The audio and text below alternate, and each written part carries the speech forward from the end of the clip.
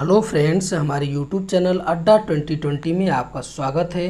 तो आज हम लेकर आए हैं CISF कांस्टेबल फायरमैन के लिए GK GS practice set number 4 लेकर आए हैं। तो आइए हम लोग एक एक करके स्टार्ट करते हैं, जो एग्ज़ाम के लिए बेहद महत्वपूर्ण होने वाला है।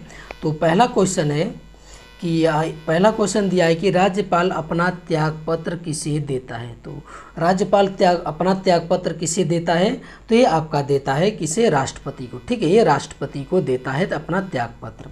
और राष्ट्रपति अपना त्यागपत्र किसे देते हैं, उपराष्ट्रपति को देते हैं। और उपराष्ट्रपति अपना त्यागपत्र किसे देते हैं, राष्ट्रपति को देते हैं। और सर्वोच्च न्यायालय के जो न्यायाधीश होते हैं, मुख्य न्यायाधीश, तो सर्वोच्च न्यायालय के जो न्यायाधीश होते हैं, ये लोग अपना त्यागपत्र किसे देते हैं, तो ये लोग देते हैं अपना त्यागपत्र राष्ट्रपति को। ठीक है, बस राष्ट्रपति अपना त्यागपत्र उपराष्ट्रपति को देगा, बाकी राज्यपाल, उपराष्ट्रपति और उसके बाद मुख्य न्यायालय के सर्वोच्च जो न्यायाधीश होते हैं, वो जो है सभी लोग अपना त्यागपत्र किसे देते हैं, राष्ट्रपति को देते हैं। अगला क्वेश्चन है कि जीव विज्ञान के जनक के नाम से किसे जाना जाता है, तो किसे जाना जाता है, तो ये आपका अरस्तु को जाना जाता है। ठीक है, ये अरस्तु को जो है जीव विज्ञान के जनक का जाने जाते हैं। अगला क्वेश्चन है कि लाल रंग का दिखाई देने वाला ग्रह कौन सा। तो लाल रंग का दिखाई देने वाला ग्रह कौन सा है, तो ये है आपका मंगल ग्रह। ठीक है, ये मंगल ग्रह जो है ये लाल रंग का दिखाई देता है। और जो शुक्र ग्रह है सबसे चमकीला ग्रह है। ठीक है, ये इसे हम लोग क्या बोलते हैं, भोर का तारा भी कहते हैं शुक्र ग्रह को। ठीक है, अगला क्वेश्चन हम लोग देखते हैं। अगला क्वेश्चन है कि राधा मोहन कप का संबंध किस खेल से है। तो राधा मोहन कप का संबंध जो है आपका किस खेल से है, तो ये है आपका पोलो से। ठीक है, किससे है, ये पोलो से है आपका। ठीक, अगर हम फुटबॉल की बात कर लेते हैं, कुछ कप की जो बहुत फेमस है, पूछे जाते हैं एग्जाम में बार बार। एक है डूरंट कप। ठीक है, ये डूरंट कप फुटबॉल का है। और क्या है, रोवर्स कप है, एक रोवर्स कप। एक है संतोष ट्रॉफी। ठीक है, क्या है, ये संतोष ट्रॉफी। ये फुटबॉल के जो 3 ट्रॉफी है, ये तीनों जो है एग्जाम में कई बार पूछे गए, डूरंट कप, रोवर्स कप और संतोष ट्रॉफी, ये फुटबॉल से संबंधित है। अगला क्वेश्चन है कि इंदिरा आवास योजना किन लोगों को आवास में सहायता देने के लिए ये योजना है। किन लोगों को जो है ये देने के लिए योजना है, तो ये आपका है गरीब ग्रामीण को आवास देने के लिए। ठीक है, गरीब ग्रामीण को इंदिरा आवास योजना किनको देने के लिए है, तो गरीब ग्रामीणों को आवास देने के लिए है आपका। अगला क्वेश्चन है कि निम्नलिखित में से किस विकल्प में सभी शहर कुंभ मेले से संबंधित है। तो कुंभ मेले आपके 4 जगह पर लगते हैं, तो कहाँ कहाँ लगते हैं, हरिद्वार लगते हैं, प्रयाग लगते हैं, उज्जैन और नासिक। ठीक है, ये आपका ऑप्शन सी सही है। इन चारों जगहों पे जो है ये आपका क्या लगता है, ये कुंभ का मेला लगता है। सर्वाधिक जनसंख्या घनत्व वाला महाद्वीप कौन सा है। तो सर्वाधिक जनसंख्या घनत्व वाला महाद्वीप कौन सा है, तो ये आपका एशिया महाद्वीप है। ठीक है, कौन सा है, तो ये एशिया महाद्वीप है। और एशिया महाद्वीप में जो है इस समय सर्वाधिक जनसंख्या वाला देश कौन सा है, तो ये आपका भारत है। ठीक है, ये भारत है।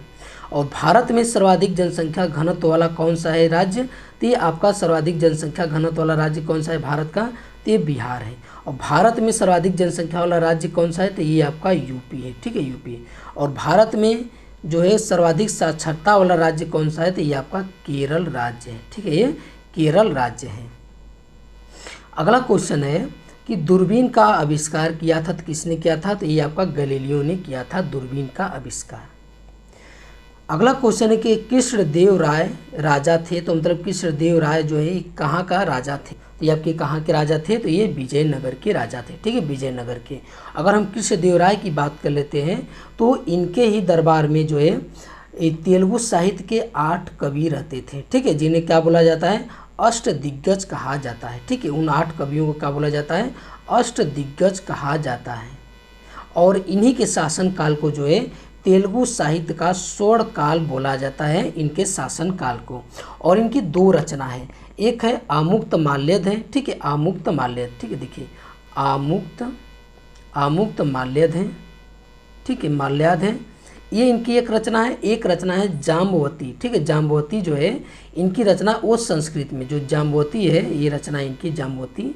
ठीक है, जाम्बवती जो रचना है, तो ये जो है इनकी संस्कृत में, ये दोनों रचना जो है कई बार पूछे जा चुके हैं। अगला क्वेश्चन है कि हल्दी घाटी का युद्ध कब लड़ा गया था। तो हल्दी घाटी का युद्ध कब लड़ा गया था, तो ये 1576 में हल्दी घाटी का युद्ध आपका लड़ा गया था। किनके बीच, अकबर और राणा प्रताप के बीच लड़ा गया था, जिनमें अकबर जो है विजयी रहा। और 1526 में कौन सा युद्ध लड़ा गया था, तो ये आपका पानीपत का प्रथम युद्ध लड़ा गया था, बाबर और इब्राहिम लोदी के बीच लड़ा गया था। ठीक है, जिसमें इब्राहिम लोदी जो है मध्यकाल में जो है ये कोई युद्ध क्षेत्र में मारे जाने वाला जो है ये प्रथम शासक था। ठीक है, इब्राहिम लोदी। और जब ये इसी पानीपत के प्रथम युद्ध में जो है मुगल साम्राज्य की नींव पड़ती है।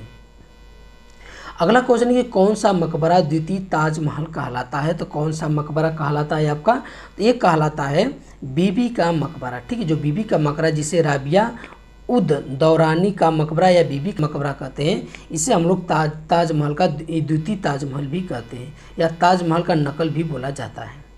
जहांगीर को कहाँ दफनाया गया था। तो जहांगीर को आपका कहाँ दफनाया गया था, ये दफनाया गया था लाहौर में। ठीक है, ये लाहौर में जो है दफनाया गया था।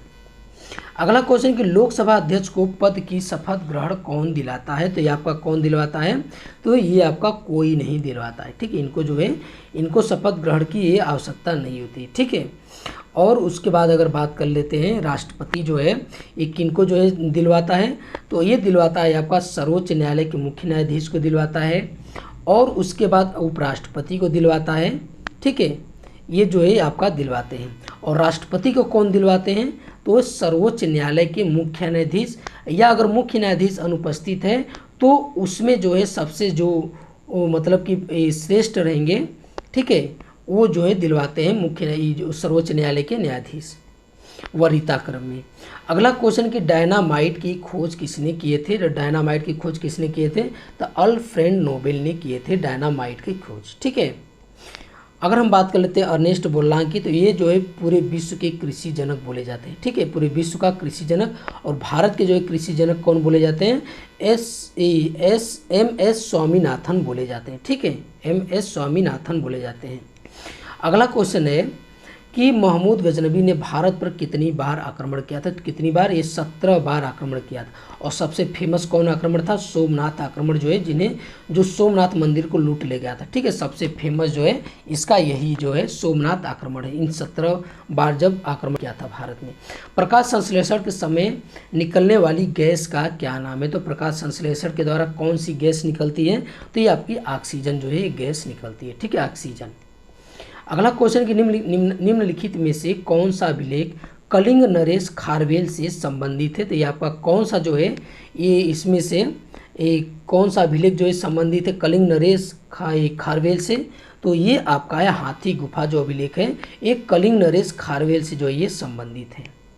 और जूनागढ़ का जो ये किला है, ये जूनागढ़ का जो अभिलेख है तो ये रुद्र दामन से जो संबंधित है।